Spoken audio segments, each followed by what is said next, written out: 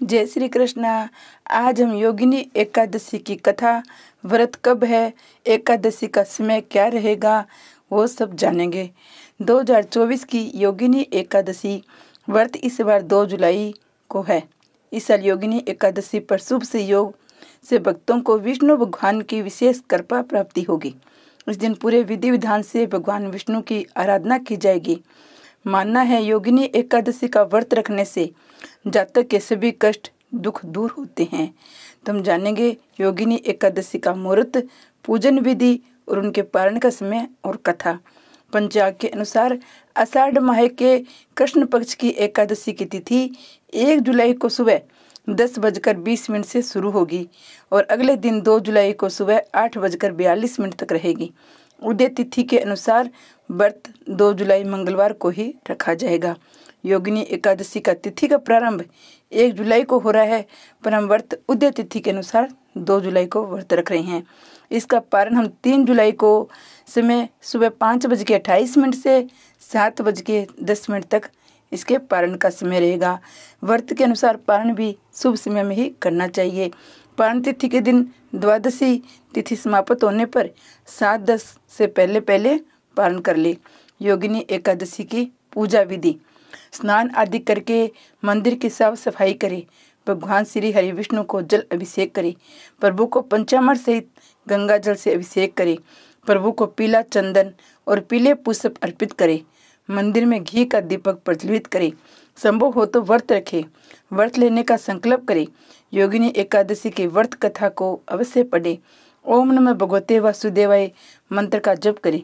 पूरी श्रद्धा के साथ भगवान श्री हरि विष्णु लक्ष्मी जी की आरती करे, कथा सुने, पूजा करे और प्रभु को तुलसी सहित भोग लगाए। अंत में भगवान से क्षमा मांगे। कोई भी गलती हो भगवान तो भूल चूक माफ करना। ओम नमः भगवते वासुदेवाय, ओम विष्णु आय नमः कहते हुए सारा दिन मंत्र का जप करते रहे। भोग के अंदर गुड़, किशमिश, मेवा, केला, फ्रूट वगैरह वो भोग में लगा सकते हो। हिंदू धर्म में एकादशी का व्रत का बड़ा महत्व है। शास्त्रों के अनुसार हर माह में 2 एकादशी आती है, एक कृष्ण पक्ष में, दूसरी शुक्ल पक्ष की एकादशी। सभी धर्मों के नियम भी अलग अलग होती हैं। खासकर हिंदू धर्म के अनुसार एकादशी व्रत करने की इच्छा रखने वाले मनुष्य को दशमी के दिन से ही कुछ अनिवार्य नियमों का पालन करना चाहिए। इस दिन कुछ चीज़ों का त्याग निषेध माना गया है। कुछ चीज़ें न खाए। एकादशी का व्रत करना है तो दवादशी के दिन से ही व्रत का नियम शुरू कर दें। एकादशी के दिन यथाशक्ति अन्न दान करें, किंतु स्वयं किसी अन्न का दिया हुआ अन्न या कोई भी वस्तु कदापि ग्रहण न करें। किसी कारणवश निराहार रहकर व्रत करना संभव न हो तो एक बार भोजन करें। उस दिन दूध या जल का सेवन कर सकते हो।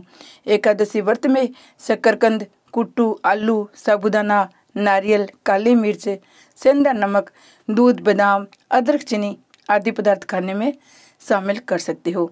एकादशी का उपवास रखने वाले को दशमी के दिन से ही लहसुन, प्याज, मसूर आदि निषेध माना गया है। वो दशमी, एकादशी, द्वादशी तीनों दिनों में ऐसी वस्तुएं नहीं खानी चाहिए। एकादशी पर श्री विष्णु की पूजा में मीठा पान चढ़ाया जाता है, लेकिन इस दिन पान खाना भी वर्जित है। फलों में केला, आम, अंगूर, बादाम, पिस्ता इत्यादि अमृत फलों का सेवन करें और भगवान को भोग लगाए। सूखे मेवे, बादाम, पिस्ता आदि का सेवन करें।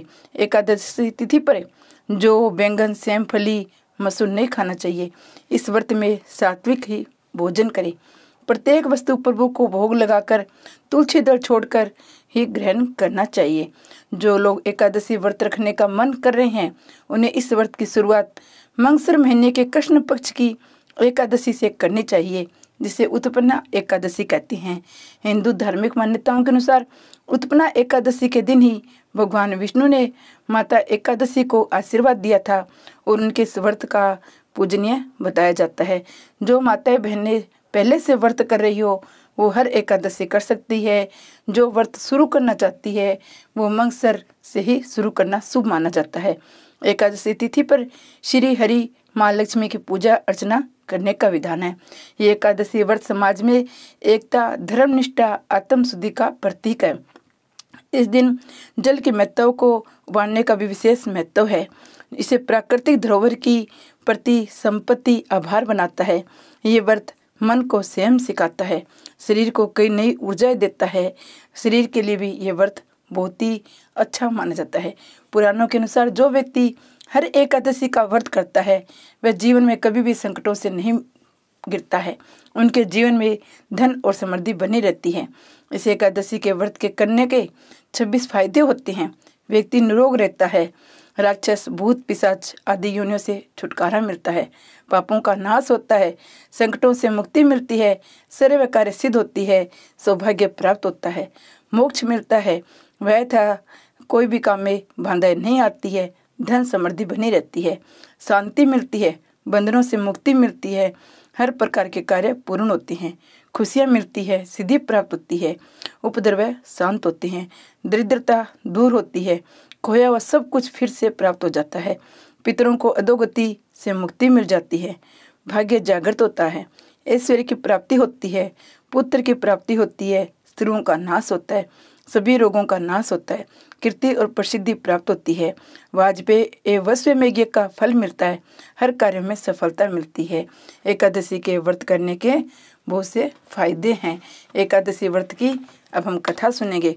आषाढ़ माह की कृष्ण पक्ष की योगिनी एकादशी की कथा। युधिष्ठिर ने पूछा, हे वासुदेव, आषाढ़ के कृष्ण पक्ष में जो एकादशी होती है उसका क्या नाम है, कृपया उसका वर्णन कीजिए। भगवान श्री कृष्ण बोले, हे नरश्रेष्ठ, आषाढ़ के कृष्ण पक्ष की एकादशी का नाम योगिनी एकादशी है। ये बड़े बड़े पातकों को नाश करने वाली है। संसार सागर में डूबे हुए प्राणियों के लिए ये सनातन नौका के समान है। तीनों लोकों में ये सारभूत व्रत है। अलकापुरी में राजधिराज कुबेर रहते हैं। वे सदा भगवान शिव की भक्ति में तत्पर रहने वाले हैं। उनके हेमवाली नाम वाला यक्ष सेवक था जो पूजा के लिए फूल लाया करता था। हेमवालिनी की पत्नी बड़ी सुंदर थी, उसका नाम विशालाक्षी था। वह यक्ष काम पास में आबंद होकर सदा अपनी पत्नी से आसक्त रहता था। एक दिन की बात है, हेमवाली मानसरोवर से फूल लाकर अपने घर में ठहर गया। पत्नी के प्रेम का रसास्वादन करने लगा। अतः कुबेर के भवन में न जा सका। इधर कुबेर मंदिर में बैठकर शिव का पूजन कर रहे थे। उन्होंने दोपहर तक फूल आने की प्रतीक्षा की। जब पूजा का समय व्यतीत हो गया तो यक्षराज ने कुपित होकर सेवकों से पूछा, यक्षो, ध्रुव महात्मा हेमावली क्यों नहीं आ रहा है? इस बात का पता तो लगाओ। यक्षों ने कहा, हे राजन, वह तो पत्नी की कामना में आसक्त हो अपनी इच्छा के अनुसार घर में ही रमन कर रहा है। उनकी बात सुनकर कुबेर क्रोध में भर गए।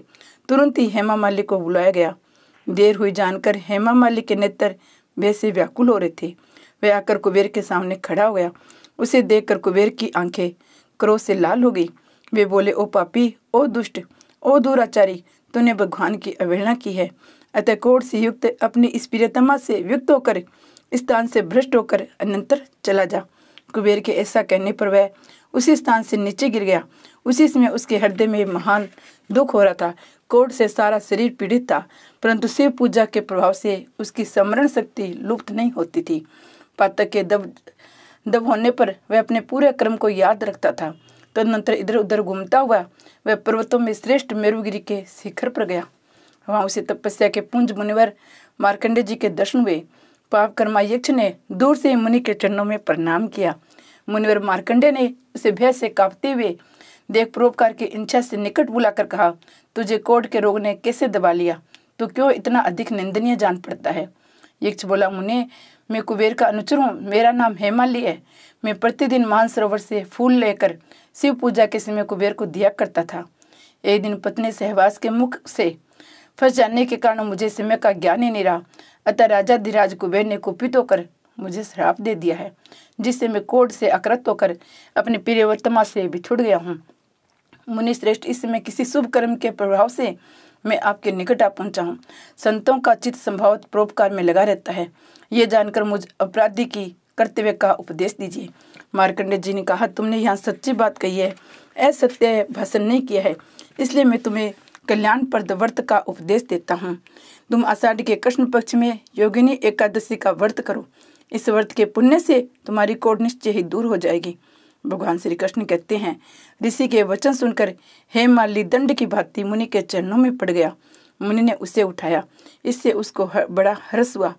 मार्कंडे जी के उपदेश से उसने योगिनी एकादशी का व्रत किया। जिससे उसके शरीर का कोढ़ दूर हो गई। मुनि के कथानुसार उस उत्तम व्रत का अनुष्ठान करने पर वह पूर्ण सुखी हो गया। हे नरश्रेष्ठ, वह योगिनी एकादशी का व्रत ऐसा ही बताया गया है। जो 88,000 ब्राह्मणों को भोजन कराता है, उसके समान ही फल उस मनुष्य को भी मिलता है जो योगिनी एकादशी का व्रत करता है। योगिनी महान पापों को शांत करने वाली, महान पुण्य फल देने वाली है।